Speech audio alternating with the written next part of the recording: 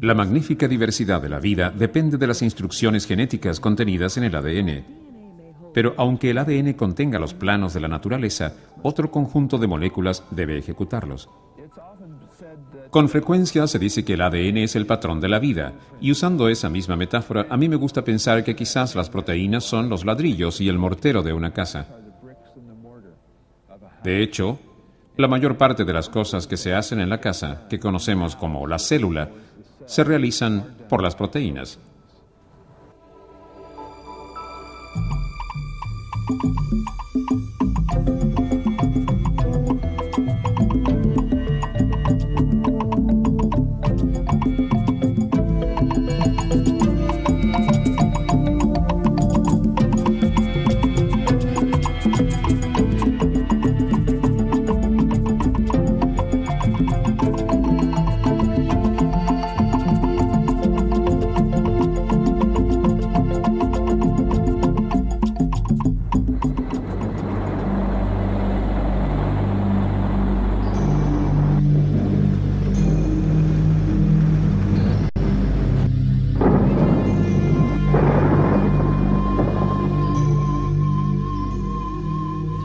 Con el tiempo, la vida ha producido una sorprendente variedad de organismos. Sin embargo, todos tienen algo en común. Cada célula viviente contiene el patrón de ADN que define sus distintas formas y funciones. El ADN contiene los diseños de la naturaleza, pero dependemos de las proteínas para que estos diseños cobren vida. Se puede entender completamente el genoma, que podría tener cada nucleótido del genoma almacenado en un computador. Pero no se podría hacer una célula porque hay que tener proteínas que hagan algo en el ADN para que la vida continúe. Así que, en ese sentido, son el corazón mismo de la vida. Las proteínas desarrollan o influyen cada función importante de la vida. Las proteínas estructurales construyen tejido. Las enzimas regulan el metabolismo. Las hormonas ayudan a coordinar la función de los órganos. El Dr. James Lake se encuentra estudiando la forma en que las diferentes especies traducen la información del ADN en proteínas vivificantes. En todos los organismos, el proceso comienza con la transcripción del código genético. Toda la información genética de la célula está contenida en el ADN. El problema es que el ADN es una molécula valiosa. Debe ser copiada para que no nos arriesguemos a afectar la copia maestra. La célula transcribe los diseños genéticos para cada proteína a partir de filamentos de ADN en moléculas especiales de ARN. Una enzima despliega un segmento de ADN creando espacio para sus nucleótidos complementarios de ARN. Tanto los nucleótidos de ADN como los de ARN contienen un azúcar, un fosfato y una base. Pero en ARN, el azúcar es ribosa y una de las 4 bases es reemplazada por uracilo. Las bases expuestas del filamento de ADN sirven como modelo para la construcción de mensajeros o ARNM. En otros filamentos, la célula produce transferencias o ARNT y ribosoma o ARNR. En su forma final, estas moléculas desempeñan un papel vital en la síntesis de proteínas. Todos los organismos vivientes utilizan el mensajero ARN para transferir la información contenida en sus genes. Esto se aplica incluso para las bacterias procariotes, que viven en los extremos más exóticos de la naturaleza. En un grupo en particular, que llamamos los eocitos, que son un grupo de bacterias extremadamente termofílicas, que comúnmente comen azufre, respiran hidrógeno y pueden vivir a temperaturas de ebullición, son tan inusuales que mi esposa las llama machocitos, pero nos indican cosas, como ser el origen de los eucariotes. Las células eucariotes de los organismos complejos adquieren muchas formas y producen una gama colosal de diferentes proteínas. Las células procariotes, que conocemos como bacterias, necesitan menor cantidad de proteínas para proseguir su estilo de vida más simple. Aunque son ampliamente distintas en cuanto a forma y función, ambas usan el mismo reparto de actores en el escenario final de la síntesis de proteínas, llamado traducción.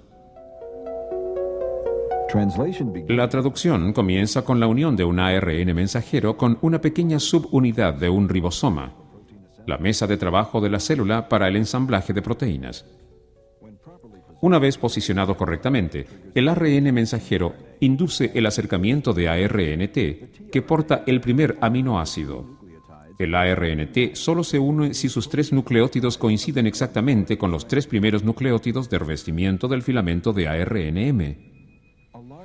Ahora se une al grupo una gran subunidad de ribosoma para formar un ribosoma funcional con 2 sitios de unión construidos con proteínas de ribosoma y ARNR. Pronto llega otro ARNT que coincide con los 3 siguientes nucleótidos del filamento. Con la ayuda del ribosoma y un poco de energía celular, los aminoácidos circundantes se unen. El primer aminoácido se separa de su taxi ARNN, dejando al ribosoma en búsqueda de otro aminoácido idéntico. El ribosoma se desplaza por el filamento de ARNM, lo cual expone al siguiente conjunto de nucleótidos que coinciden con los de otro ARNT. Con cada aminoácido, la proteína sigue alargándose. A medida que crece, se dobla, adquiriendo la forma tridimensional tan crucial para su función.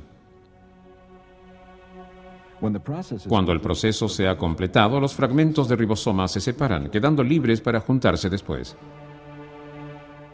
Con una legión de estas moléculas en operación, una simple célula puede producir cientos de proteínas cada segundo. Prácticamente todo lo que sucede en la célula lo hacen las proteínas. La traducción es el proceso de tomar los patrones genéticos y hacer proteínas.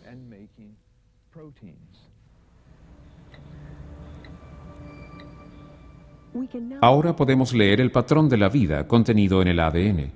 Mediante técnicas estandarizadas para aislar secuencias específicas de ADN, los científicos pueden traducir los códigos genéticos en modelos computacionales de las proteínas resultantes. Con este procedimiento, el Dr. Lake y su equipo han revelado que las células de los seres humanos y las de las bacterias pueden guardar más semejanza de lo que habíamos imaginado. En la investigación de nuestro laboratorio estamos estudiando varias moléculas.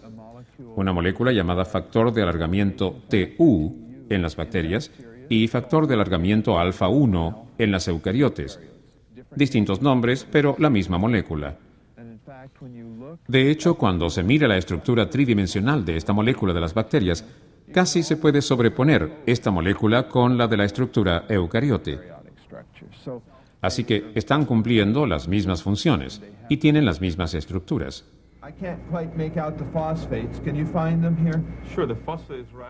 El hecho de que algunos procesos sean tan similares en las eucariotes y en las procariotes implica, por lo menos en mi opinión, que la naturaleza probablemente ha encontrado algún tipo de solución que funciona bastante bien. Puede que no sea la mejor forma de hacer las cosas, pero funciona bien. Y una vez que se encuentra una buena forma de hacer algo, la vida simplemente prosigue esa senda. Y ahora tenemos eucariotes, procariotes, todo haciendo síntesis de proteínas básicamente de la misma manera.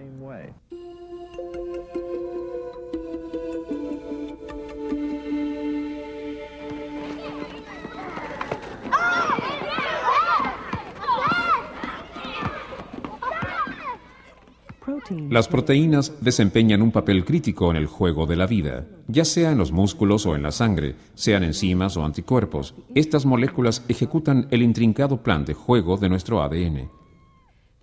El cuerpo humano produce muchos miles de estas proteínas vivificantes a cada minuto, formando una vasta red bioquímica tan crucial que incluso un pequeño error puede producir resultados peligrosos.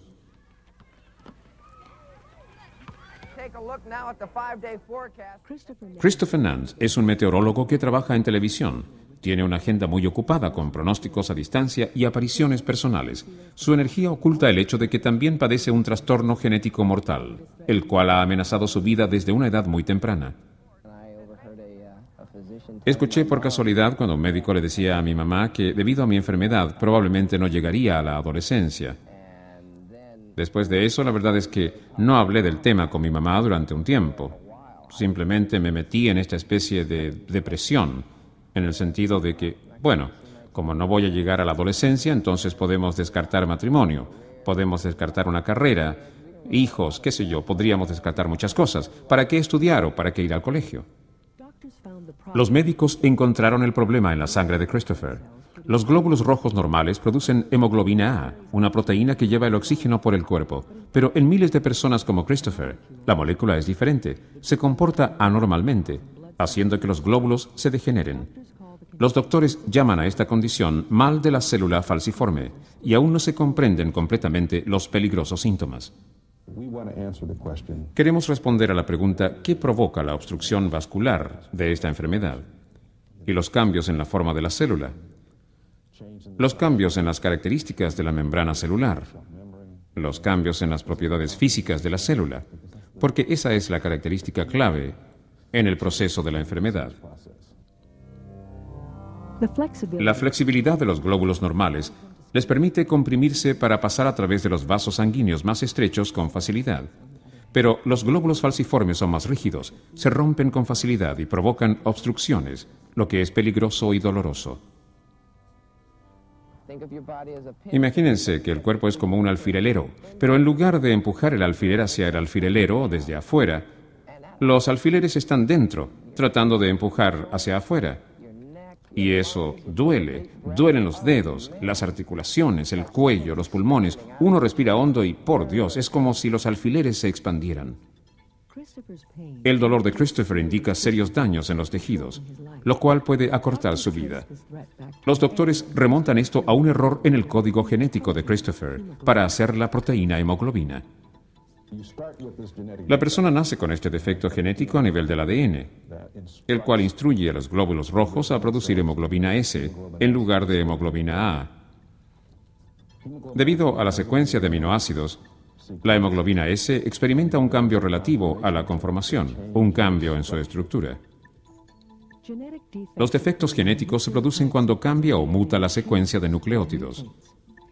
En el caso del mal de la célula falciforme, una base específica del código de hemoglobina cambia de timina a adenina. Entonces, las moléculas ARNM traducen este cambio mutacional a una proteína diferente, con una sola sustitución de aminoácidos, lo que tiene consecuencias devastadoras. Debido a este cambio, la hemoglobina S tiene la propiedad de polimerizarse en ciertas condiciones. Que se polimeriza quiere decir que forma una estructura cristalina. Y una estructura cristalina se asemeja a una paja, es decir, una estructura microtubular, en donde hay un centro hueco, a cuyo alrededor pueden haber sucesivos espirales de hemoglobina. Así se forma esta especie de larga paja, la cual se polimeriza en cristales de hemoglobina S y distorsiona la forma redonda bicóncava de los glóbulos rojos, que es muy flexible, creando una forma de media luna que es muy inflexible.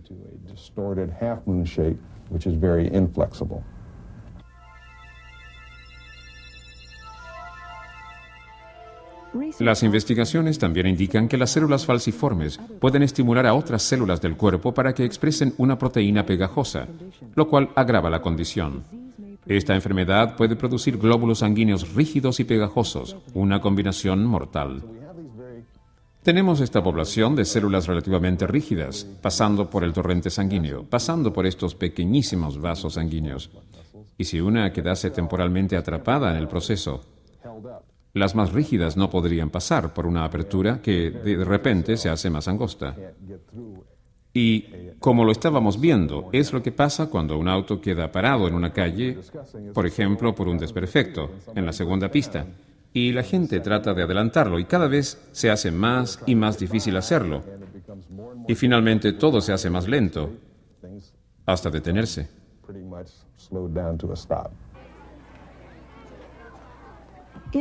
En el cuerpo, estas obstrucciones vasculares pueden dañar órganos vitales en un periodo muy corto, lo que explica por qué este mal clama a las vidas de los más pequeños. Al llegar a vivir más allá de la adolescencia, Christopher Nance ha superado las estadísticas, pero su vida no ha permanecido intacta. Bueno, ahora tengo más de 40, ¡qué increíble! Y me cuestiono sobre el daño que le he hecho a mi cuerpo. Sé que con los cientos de crisis que he sufrido le he causado un daño irreversible a mis pulmones, a mi corazón, a mi hígado. Ya no tengo vaso. Desapareció, como me lo describió un médico, que había sucedido durante una crisis que tuve. Lo único que puedo hacer es esperar que no dañe los órganos vitales que yo necesito. Pienso que la dedicación que tengo por los niños de escuela se relaciona en gran medida con el hecho de que el mal de las células falciformes es precisamente un exterminador de niños. Cuando uno se da cuenta de que hay niños que jamás van a desarrollar todo su potencial, que nunca van a saber lo que quieren ser cuando grandes, porque nunca van a ser adultos, uno siente que hay una gran injusticia en este mundo, y cada vez que uno ve injusticia, la primera reacción que tiene es: voy a corregirla. Christopher se ha dedicado a ayudar a los doctores a encontrar la cura para el mal de las células falciformes. Los medios para alterar el código genético que provoca la enfermedad siguen simplemente fuera de alcance. Nos gustaría instruir a los genes que ya tiene la persona para que no produzcan hemoglobina S, sino que alguna de las otras hemoglobinas, o poder darle a la persona algo que reemplace a la hemoglobina S. No es una tarea imposible, pero va a tener que pasar mucho tiempo antes de que sea factible.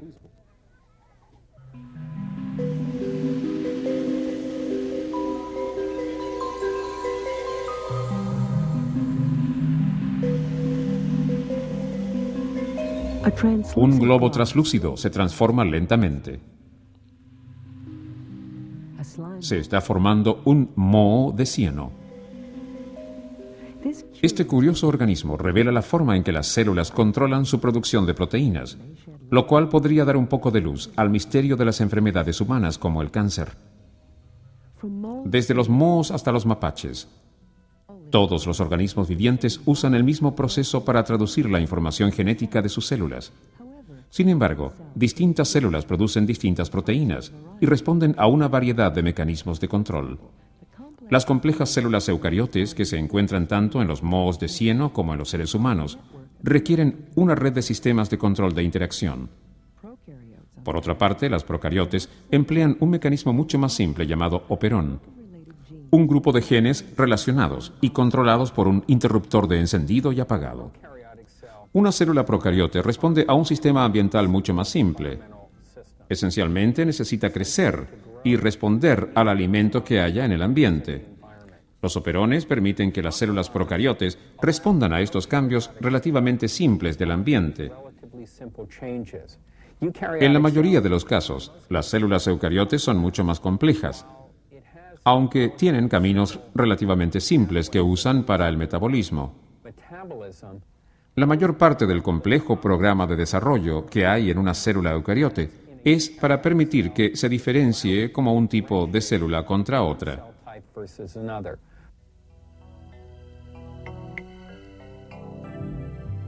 A medida que se desarrollan los organismos complejos, sus células se especializan o se diferencian para desempeñar funciones específicas.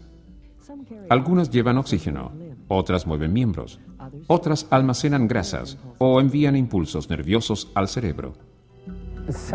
La diferenciación celular es el proceso mediante el cual una célula individual altera su programa de desarrollo. Por ejemplo, podríamos tener una célula precursora que luego se diferenciase posiblemente como un glóbulo blanco o un glóbulo rojo. El proceso mediante el cual se diferencia esta célula madre o célula precursora se consideraría como el proceso de diferenciación celular. El principal interés de investigación de mi laboratorio es entender el proceso general de diferenciación y entender qué tipo de mecanismos utilizan las células eucariotes para controlar la diferenciación. Cada célula viviente contiene todos los códigos genéticos necesarios para construir un organismo completo. Pero a medida que cada célula se diferencia, utiliza solo algunos de estos genes para producir proteínas específicas. Estas proteínas dictan el destino de cada célula. Con el moho de cieno celular, el Dr. Richard Fertel espera poder explicar este complejo proceso conocido como expresión genética diferencial. La meta de entender la expresión genética diferencial es tratar de entender o elaborar los mecanismos reales, mediante los cuales se utiliza cada uno de estos genes en diversas células. Por ejemplo, sabemos que la hemoglobina o cadena de globina se expresan solo en los glóbulos rojos. Pero, ¿cuáles son los mecanismos mediante los cuales estos genes se activan solo en los glóbulos rojos? ¿Y cuáles son los mecanismos que evitan la expresión de estos genes en otras células? Para entender la diferenciación, y por lo tanto para entender los procesos de diversas enfermedades, tenemos que poder entender cuántos genes del cuerpo humano están controlados.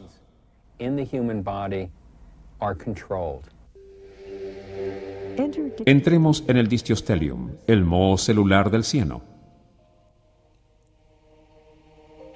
Este organismo puede contener las claves de la relación entre la diferenciación celular y la expresión de proteínas. Los científicos han identificado algunas señales bioquímicas internas que son análogas a las hormonas, desde hace mucho reconocidas como inductoras de la diferenciación en los animales. Pero su labor también ha develado la influencia de factores externos en el extraordinario ciclo de vida de estos organismos. Se sabe que en el distiostelium las señales ambientales, como la luz, pueden inducir la etapa final de diferenciación del organismo. De modo que en su estado natural el distiostelium habita en bosques deciduos y se alimenta de las bacterias de las hojas en descomposición.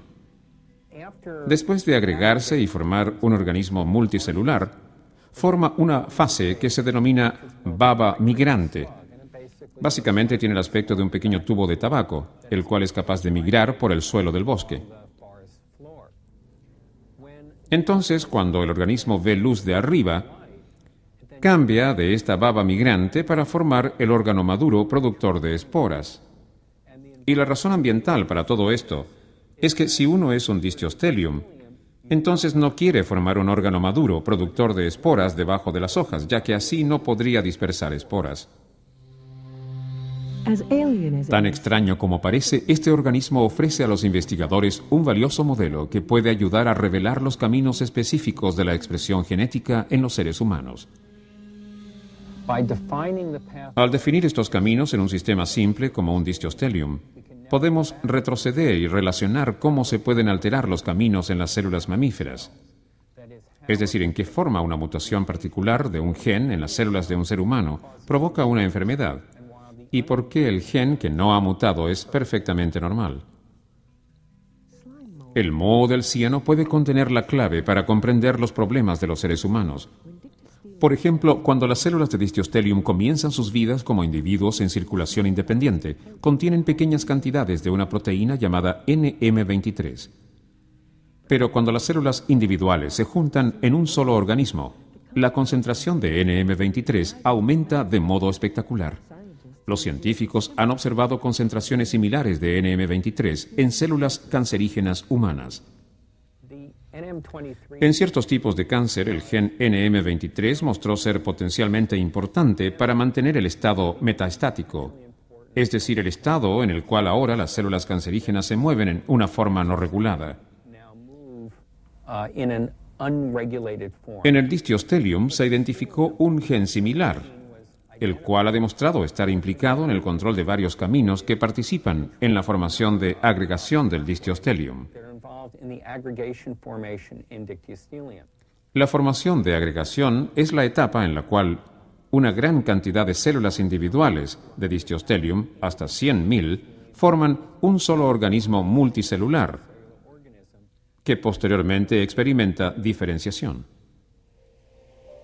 El distiostelium puede estar forjando el camino para una comprensión importante acerca del letal comportamiento de las células cancerígenas. Más importante, este simple organismo aclara el crucial papel de las proteínas en el mundo viviente. La realidad es que los caminos son complejos. La diferenciación es compleja. Y si queremos entenderla, no basta con entender solamente cada camino individual, sino que debemos entender la forma en que se juntan estos caminos individuales para formar un solo organismo.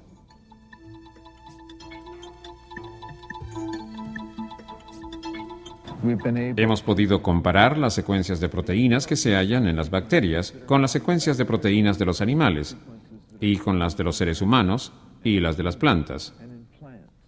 Encontramos que hay secuencias comunes. En algunos casos puede haber un 50% de identidad entre los seres humanos y las bacterias.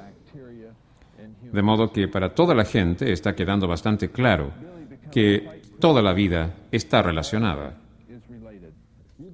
Si miramos la proteína de la piel y la comparamos, por ejemplo, con la proteína de las uñas de los dedos de las manos, la diferencia son unas pocas moléculas de azufre. Y eso puede dar suavidad y flexibilidad, o puede dar dureza y claridad.